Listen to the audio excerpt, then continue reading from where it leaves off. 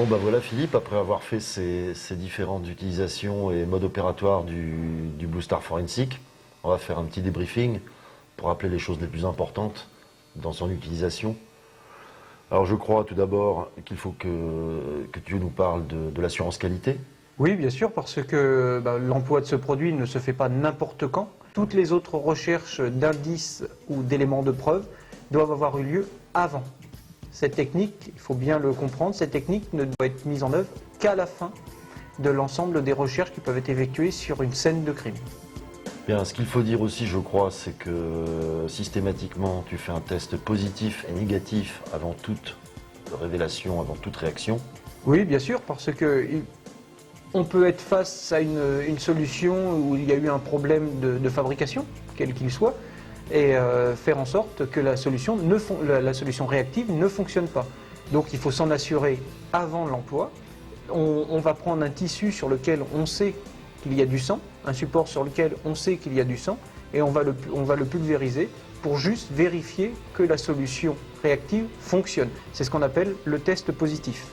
Ensuite, lorsque nous employons le produit, il faut s'assurer que ce n'est pas le support qui réagit. Par exemple, dans toutes les solutions luminol, on sait qu'un des produits qui engendre aussi une réaction qui n'est pas du sang, ça va être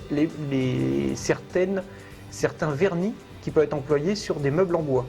Donc il faut s'assurer, lorsque l'on fait une réaction, que ce n'est pas le support qui réagit, mais bien la présence de sang.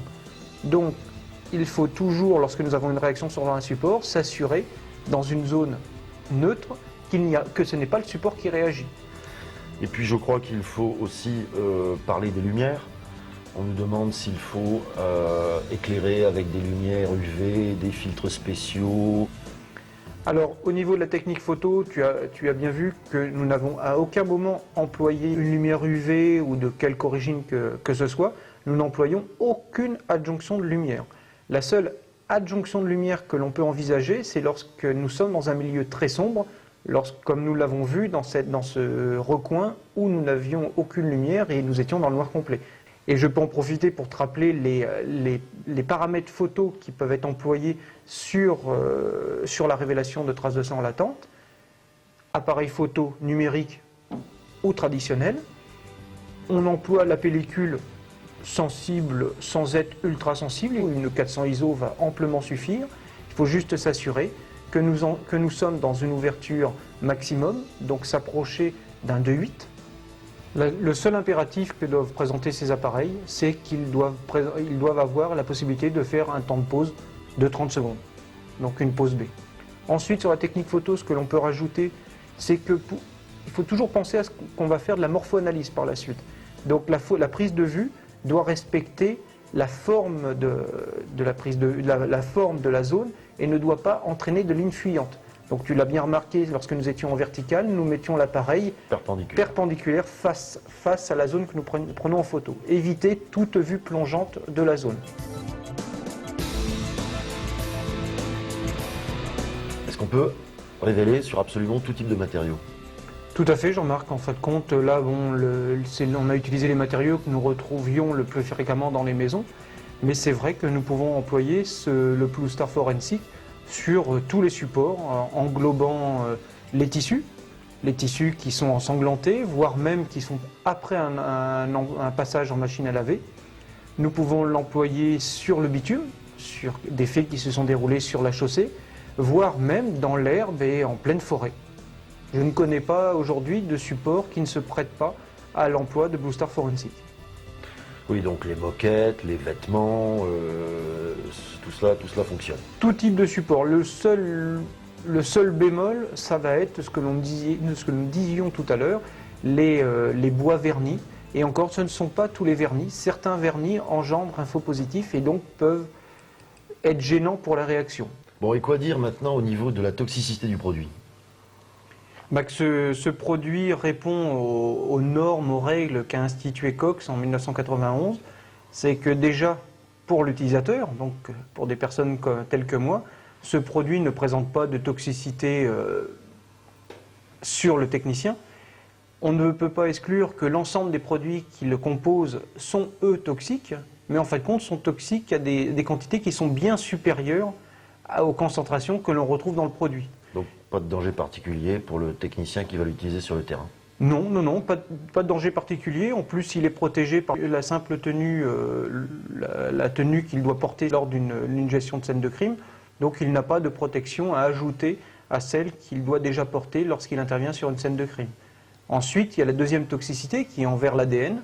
Et là, de la même façon, toujours en respectant les règles de Cox, le produit, et il a été mis au point à cet effet, ne dégrade pas l'ADN dans les recherches qui sont communément entreprises dans l'ensemble des pays qui font ce type de recherche ADN. Bien, maintenant, donc, on va résumer en présentant la gamme de produits. Alors, tout d'abord, le premier produit qui a été développé, c'est le Blue Star Kit. C'est un produit qui existe maintenant depuis 2002. Le Blue Star Kit est prêt à l'emploi. Tout est fourni avec le produit, il n'y a strictement rien à amener en plus sur le terrain. Le Blue Star Tablet, lui, est beaucoup plus léger. Il est à mélanger avec de l'eau distillée et dans un pulvérisateur qui n'est pas fourni. Nous avons aussi maintenant sorti le Blue Star Training. C'est un produit qui est destiné aux écoles de police pour de l'entraînement. Il est très peu onéreux, cependant il ne faut pas l'utiliser sur les scènes de crime parce qu'il détruit l'ADN. Ce n'est un produit qui n'a été développé que pour les écoles et l'entraînement. Le nouveau venu, le Blue Star Magnum, c'est un produit, c'est la même formulation que le Blue Star, il est simplement plus concentré, donc aura une réactivité plus importante. Puis des produits que nous distribuons sans en être fabricant, le Spray Gun. On a vu tout à l'heure que sa très très fine pulvérisation permettait d'obtenir de bonnes révélations sans qu'il y ait de coulage du produit, donc très important pour la morpho-analyse de la trace et la prise de photos. Et en dernier, nous avons l'Hexagon BTI, qui est un test rapide, un test immunochromatographique, qui permet, dès qu'on a révélé une trace que l'on pense être du sang, tout d'abord de faire le tri entre les faux positifs et les réelles réactions sur le sang, et d'être discriminant entre le sang animal et le sang humain, car le test Hexagon BTI ne réagira positif qu'en présence de sang humain ou de primates. Je dois enfin terminer pour vous montrer deux autres produits que vous pouvez trouver dans le commerce. Ce produit-là, ainsi que celui-ci, ne sont pas utilisés non plus sur les scènes de crime, ce sont des Blue Stars pour les chasseurs. Eh bien Philippe, je pense qu'on a bien travaillé, on a essayé de montrer à nos amis techniciens de scènes de crime du monde entier comment utiliser ce produit et quelles en sont ses limites. Je te remercie pour ton intervention.